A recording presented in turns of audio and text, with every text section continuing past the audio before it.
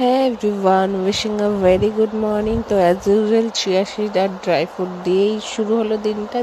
Dry ফ্রুটটা ভেজাতে ভুলে গেছিলাম আগের দিন রাতে, তো ওটাই খেয়ে নিলাম। তারপরে রান্নাঘরে চলে গেলাম। আজকে হবে মাংস। তো এটা হলো সানডের ব্লগ। তো চিকেন করব, তাই জন্য আদা রসুন পেঁয়াজ টমেটো আলু যা যা লাগে যাবতীয় কেটে এই যে চিকেনটা এখানে হচ্ছিলো। আমার গ্যাস শেষ হয়ে গেছে ইন্ডাকশানে।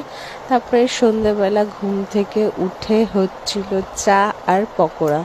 দেখো, আমি দুপুরবেলা প্রচুর হিউজ কিছু রান্না করা হয় না, 7-8 পদ বা 3-4 পদ, কারণ রাত্রেবেলা আমাকে আবার করতে হয়। তো তাই জন্য এই চিকেন পকোড়াটা করেছিলাম কারি পাতা দিয়ে, খুব টেস্ট হয়েছিল।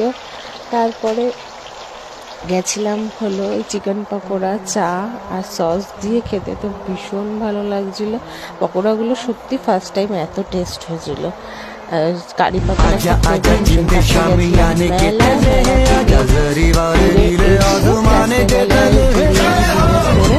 ঘুমিয়ে পড়লাম।